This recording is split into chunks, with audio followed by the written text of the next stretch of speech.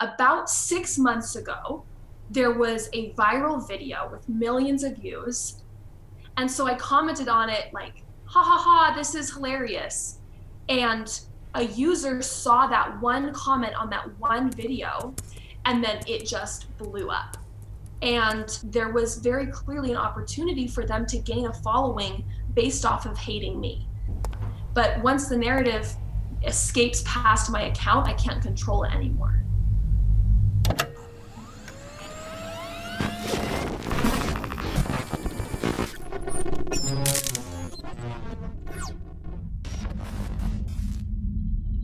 Hi, my name is Sasha Sloan. I'm a full-time creator on the TikTok app, and today I'm going to be talking a little bit about cancel culture and my experience as a creator. I primarily make fandom content on TikTok, so things related to Harry Potter or Star Wars or different fantasy books or movies that I'm passionate about.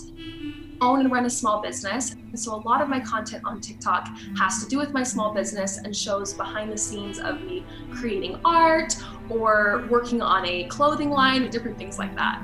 Now, I want to move on to issues of cancel culture. Cancel culture. Cancel culture. Cancel culture. Cancel culture. My name is Rebecca Rogers. I'm 25 and I'm a high school social studies teacher in America. So I just started posting on TikTok Halloween weekend. It's all been really fast. The amount of times that I have felt like I've had to reach out to people and just apologize for the social media community, even if I haven't done anything.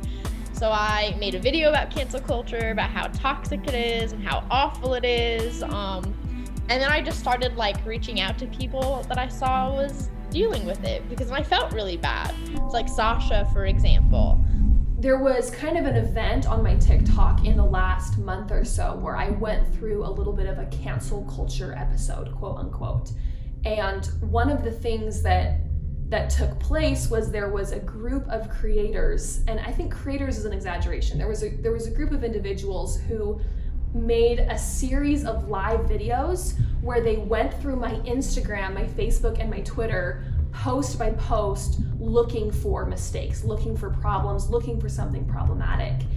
And I remember as that was happening, how a little violated I felt, because these were people that had, refused to talk to me. They had turned down the opportunity to actually speak to me and were looking through everything I've ever said on the internet and trying to spin my words to match a narrative that they had about me already, a preformed notion of who I was and what my political views were. Please get your anti-Semitic ass away from our community. She is still actively blocking Jewish creators and marginalized creators who comment on her posts. Remember when I called your ass out for leaving a comment on an incredibly anti-Semitic video that you thought was hilarious? That was so mean. I felt so bad. And I just kind of sent her a message and I was like, on behalf of the Jewish community, I apologize. I'm so sorry. There was a viral video with millions of views of a young man holding a journal, like a diary notebook, and he was flipping through the pages of the notebook, and the video was synced with the audio by Willow Smith, and the lines of the audio were, "You left your diary at my house. And I read those pages, you really love me, baby. I do not share any of the transphobic, xenophobic, or anti-Semitic views of the Harry Potter creator. That's just simply not who I am. It's not reflective of my political views, what I want to do in my career, or the type of human being that I want to be." While this episode was going on, I was in a very, very dark place. After, I think, the first day, I had made a video apologizing. And then after that video, I hopped on to do another live video to apologize again directly and to kind of explain. And while I was on that live video, suddenly I started getting comments and messages from random people that aren't my followers saying, "You should kill yourself. You deserve to get raped." That was one of the comments that I got. "You're a despicable person, you deserve to burn," all of these things.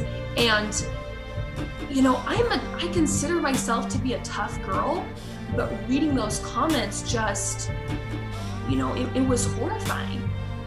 regardless of mistakes that people make, whether they say something wrong or do something wrong, the kind of threats that people think are okay is so sad.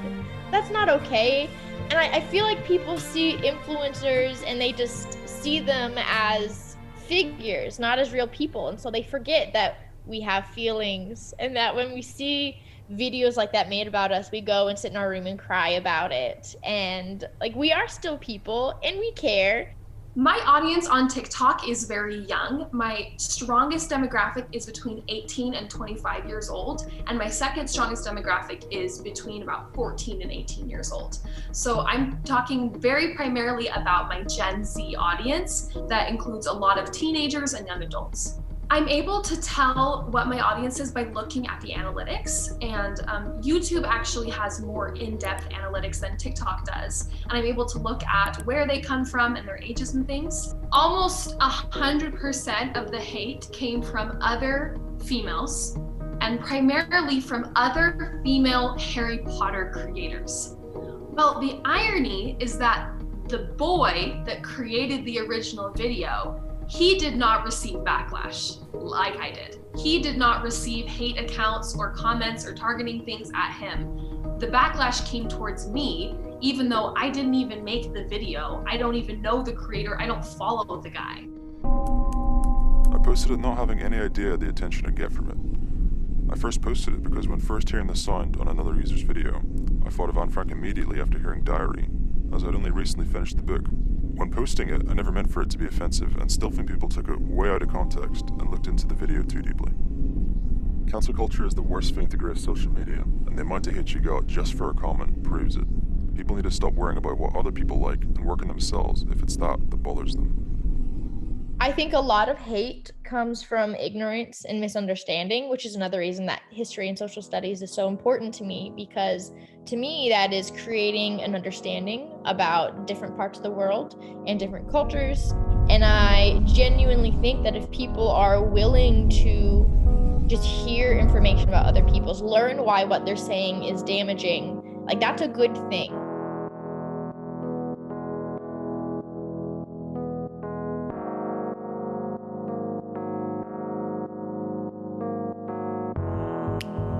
The people that subscribe to cancel culture are not willing to allow others to learn. They aren't willing to allow others to grow.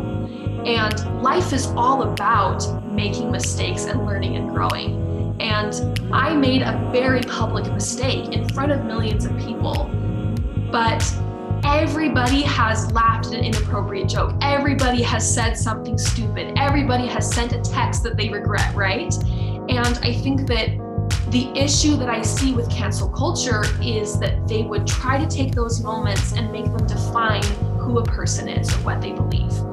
So to me, having free speech in the 21st century means, yes, we hold people accountable, but we offer people the chance to make a sincere apology, work hard to correct their mistakes, and be better in the future. There were some of my followers that are Jewish that have reached out to me since and said, hey, I appreciate that you took the time to actually take this feedback instead of just dismissing it as being cancel culture, because the truth lies somewhere in the middle, right? Obviously, I'm not a Nazi, but there probably is real criticism to the idea that I could be doing more with my platform to help uplift Jewish voices and to help be part of the solution and not part of the problem. So I try to take that criticism seriously, and I think that hopefully that's what we can work towards in our society when it comes to cancel culture, is coming to a place where we can hold people accountable for their mistakes, but allow them to make reparations.